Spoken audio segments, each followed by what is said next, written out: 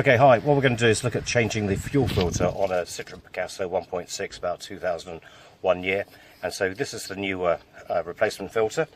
And to actually do it, the filter is housed underneath the car on the same side as the filler cap. And as you can see here, we've already got the car jacked up onto the jacking point, which is indicated by a little arrow on the sill here. And I've also got the jack underneath as well. So this is to start off with. Okay, so here we are underneath the car then, and here's the fuel filter itself. And as you might just see on the end here, we've got the quick release connections. So just push these and you should better withdraw the fuel pipe off, and obviously on both ends. Before we do that, the hose needs to be clamped off, otherwise we'll be pouring fuel all over the road. And so we need to fit these onto both the inlet and outlet filter. So we'll do that now. Okay, right, what we've done now is we've got both of the little clamps on the fuel pipe, so inlet and outlet are done, and I've sprayed both ends of the fuel filter with some releasing fluid just to try and clean it off. Also used a paintbrush. Obviously there's going to be a little bit of fuel spillage when we do make the disconnect, so a small little tray to go underneath just to catch the fuel will be helpful. So, all instructions we've read says to disconnect this retraining strap, but I've got absolutely no idea how this comes across. I've tried levering it up here, and there's obviously a thing at the top, but it's just not coming. But I found here, if you just rotate it very slightly, the whole unit does actually pop out. So that's the way I'm going to actually release it from there.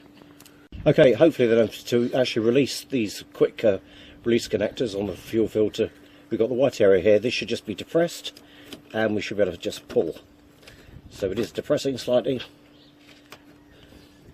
And so I've obviously got to work on this, so we'll put the camera off while we're trying to do this. We have actually released one end now. We've got obviously fuel coming through, so I think it's just the fuel draining out of the filter itself.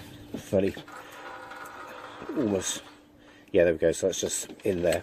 So to release, this just gets pushed. Fairly tricky actually, I found it anyway, but so I'll try and get the second one off. So yeah, so I got the other end off, so if I keep this pipe actually coming through the filter itself, sorry, through the strap itself, then we managed to get this off. And just to note which way it goes, so this far end, it's the one without the ridge. So we've got the big thicker sort of capping on the end, and so without that capping, goes on this one. Okay, back to that's okay. Refitting the new filter then, both of these have little dust caps off, so the far end, let's pop this one in, and you hear the click there, which is nice, feeding this back through the strap.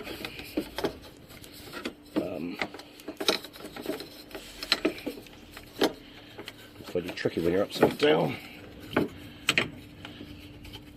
it's looking nice there. Take the dust cap off and reattaching this.